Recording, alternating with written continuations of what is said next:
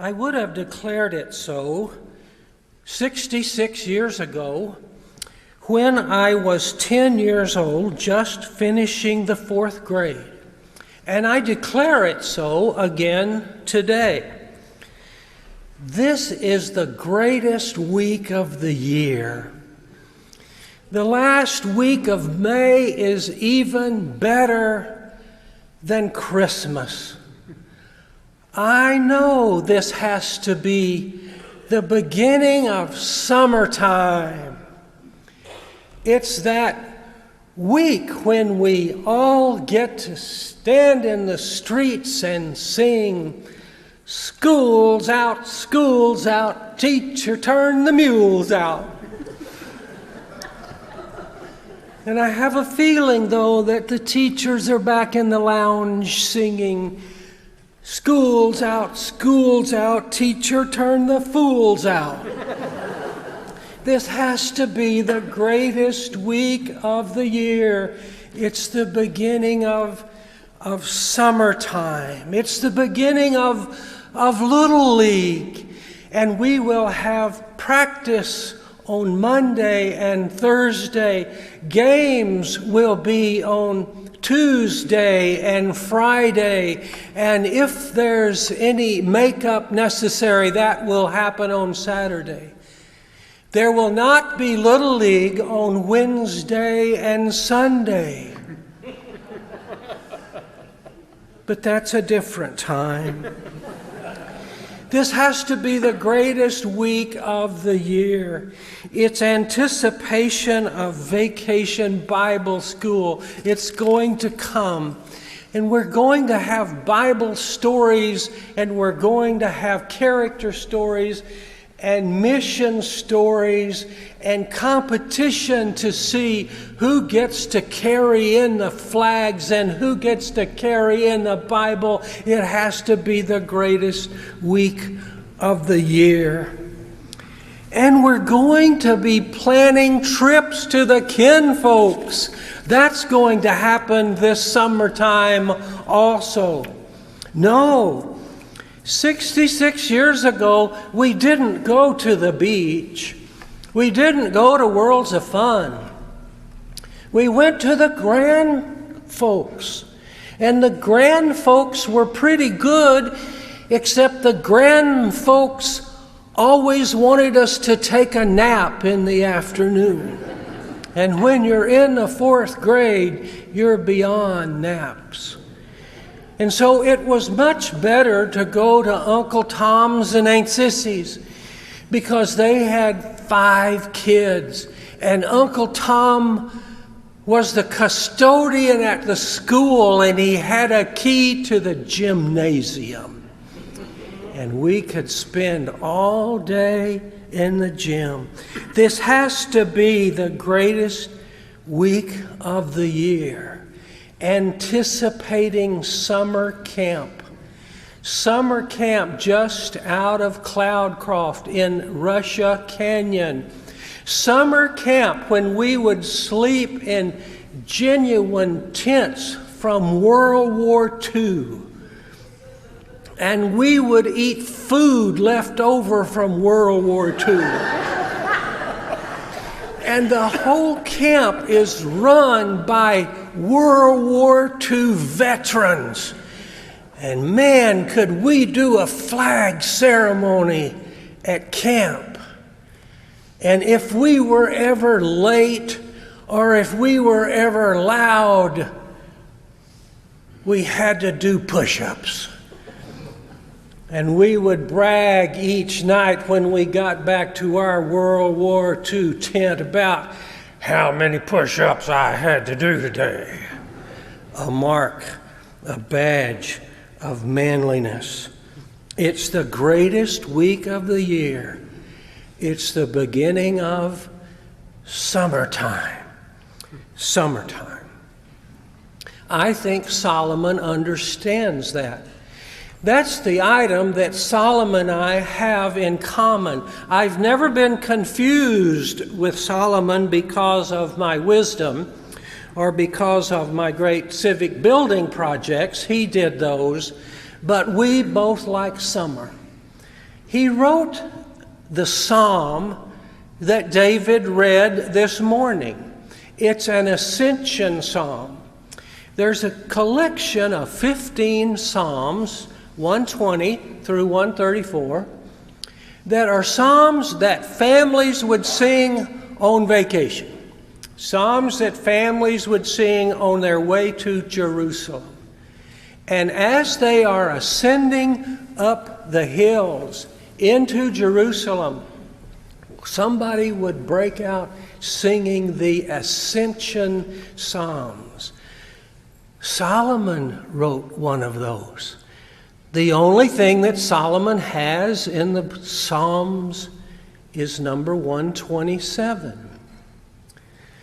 King Solomon and King David lived merry, merry lives with their many, many concubines and many, many wives, until one day old age crept in.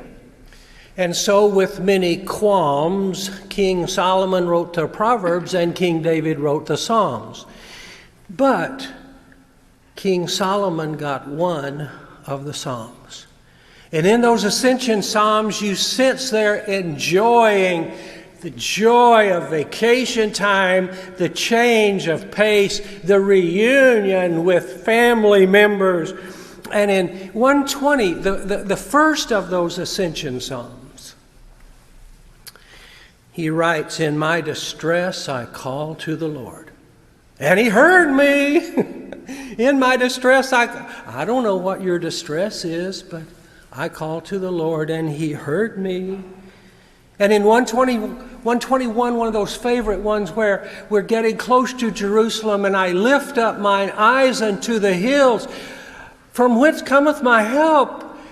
We're getting closer to Jerusalem on those hills. Don't you see it? And 122, that beautiful psalm, I was glad when they said unto me, let us go into the house of the Lord. I am so impressed. Way to go, Chip. You've taught them the Ascension Psalms. And then that 127 that Solomon writes.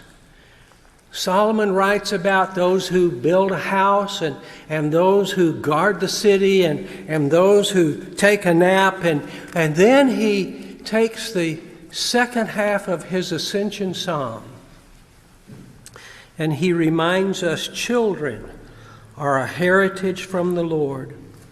The fruit of the womb is a reward, like arrows in the hands of a warrior are the children of one's youth. Happy is the man whose quiver is full of them.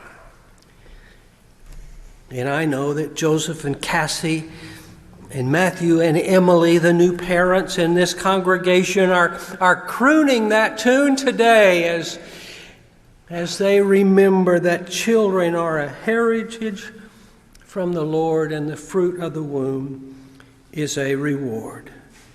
It has to be the best week of the year. It's the beginning of summertime. But the sweet memories of summertime also are marked by Memorial Day.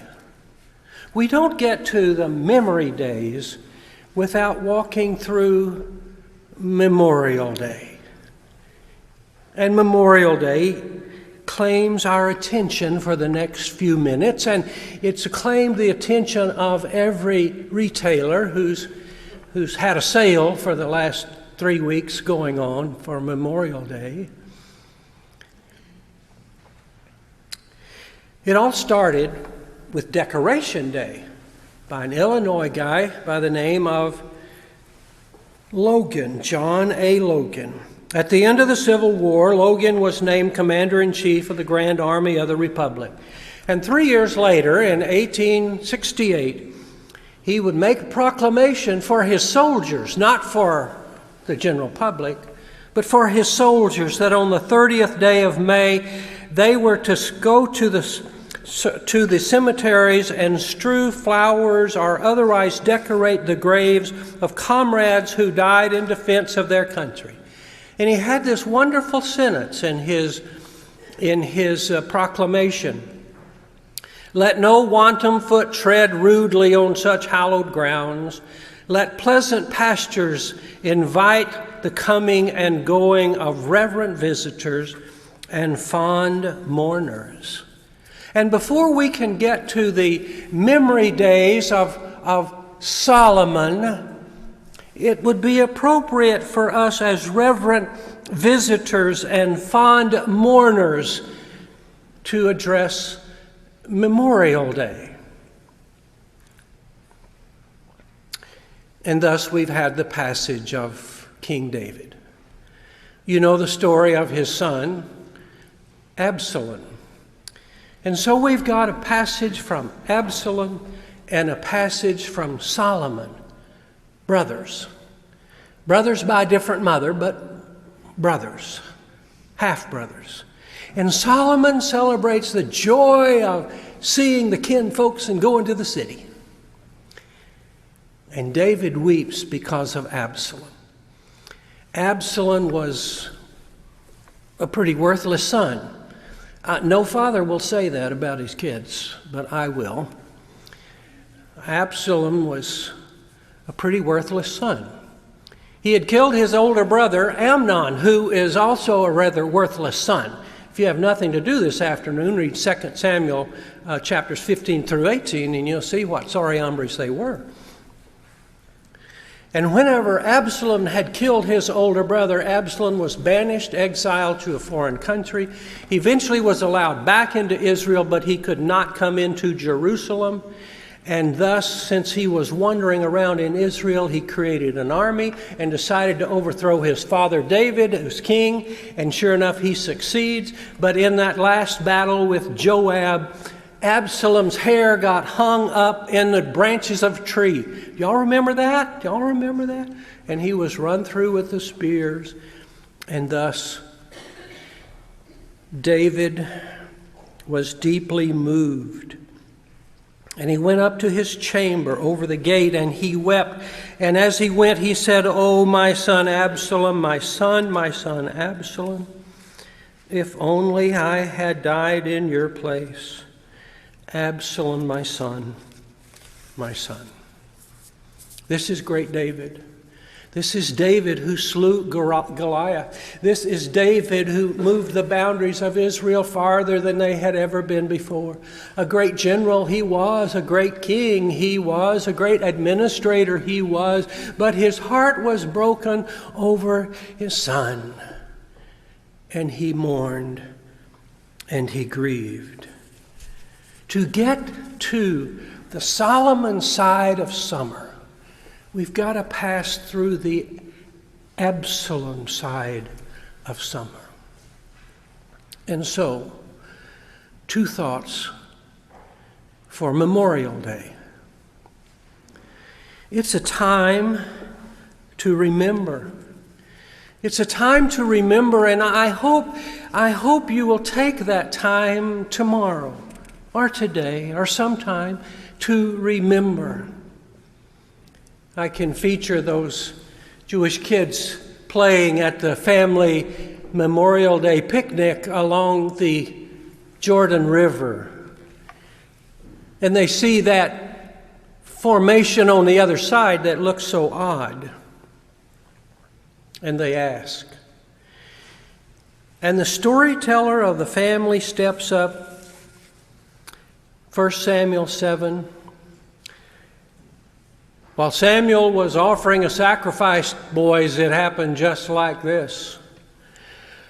God thundered a huge thunderclap as the Philistines came out to fight. They panicked in mass confusion and scattered before Israel. And Israel poured out of Mizpah and gave chase, killing the Philistines right and left, all the way to Beth-kar. That's the way it happened. And when it was over, Samuel took that rock and he set it up between Mizpah and Shin, and he named that rock Ebenezer,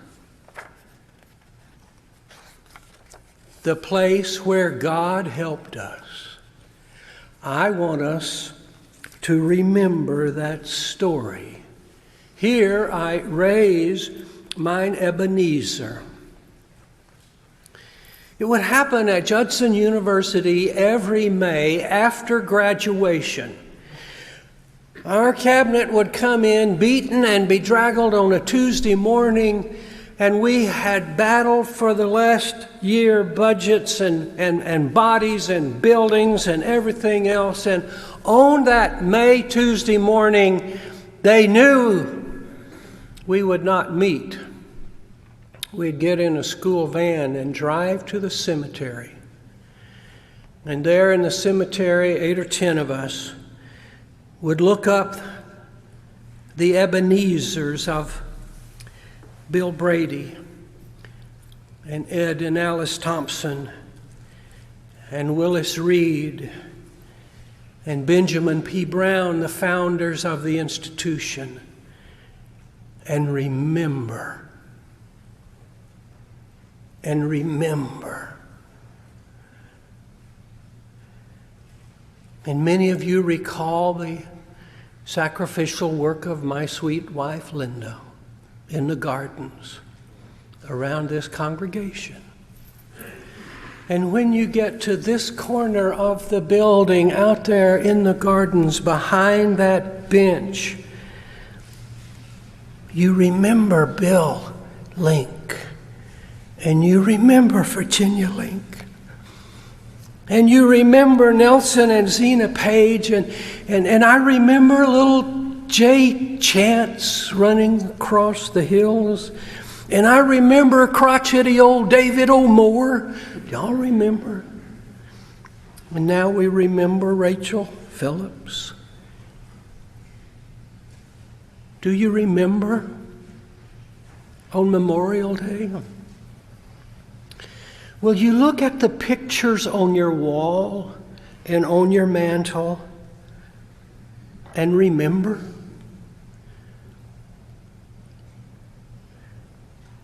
And I think the communion table in front says, "This do in remembrance of me."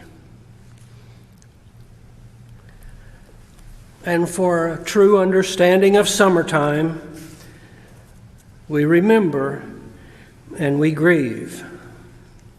Okay? It's okay. The theologian Charlie Brown was correct.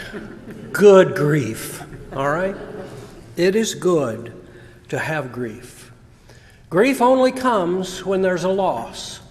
It may be the loss of a friend. It may be the death. It may be a divorce. It may be the loss of health or the loss of position or the loss of job.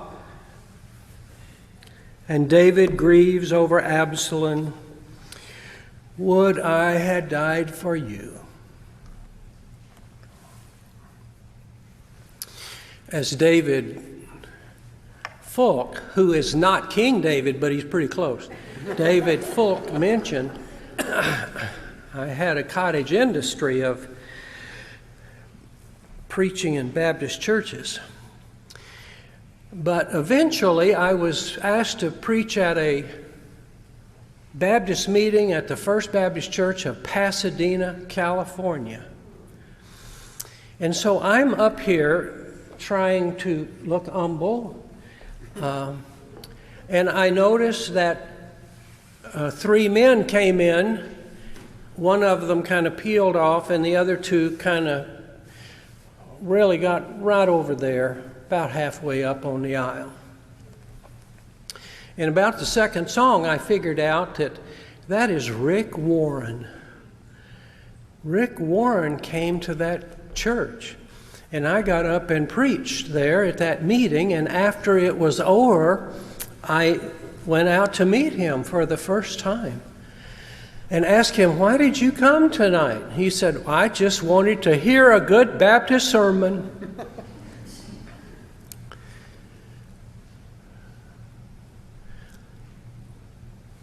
And I often wonder if Joel Osteen is here today.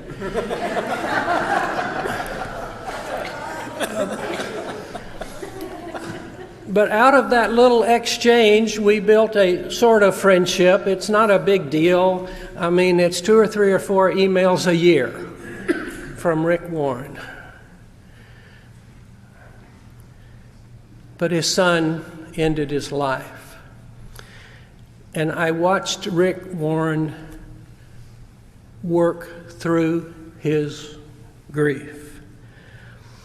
The purpose-driven church. I was here in this church when we read that book. I don't know if anybody remembers that. And the purpose-driven life, which was, I guess, 50 million copies, 85 languages. And here's a man whose son has chosen not to live. And the way Rick Warren writes about his grief, the things I learned, he says, the only reason we are able to grieve is that we are made in the image of God. And God's Son died violently. God understands. Number 2, it's okay to question God. But even if you get an answer to your query about why, that does not change the facts of the event. Matthew is still dead. The third thing he learns from grief is work to turn the test into a testimony. I invite you to face Memorial Day boldly, and to remember, and to grieve, and to get ready for the Solomon side of summertime, which comes after an understanding of the Absalom time of Memorial Day. And so they're having Memorial Day tomorrow in Newtown, Connecticut, and in Littleton, Colorado, and in Parkland, Florida, and in Uvalde, Texas.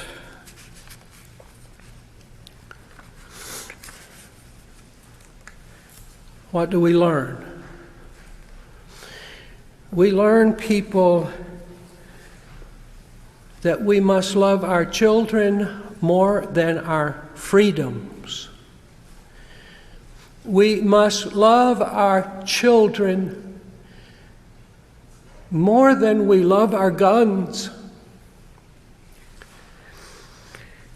Because there are 4-year-olds who will never get to go to Vacation Bible School and never get to go visit Uncle Tom and Aunt Sissy and never get to play Little League. Oh, Absalom, Absalom, my son, I wish I had died in your place.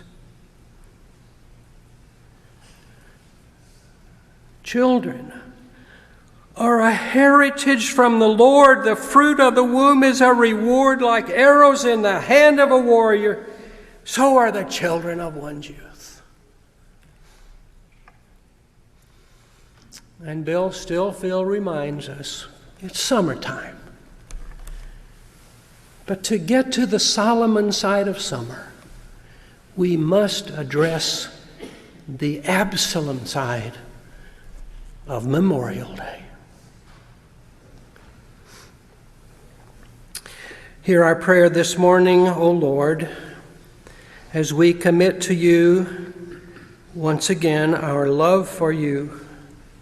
And though we do not understand you, we will try our best to follow you wherever you lead. My Jesus, I love thee. I know thou art mine. Amen.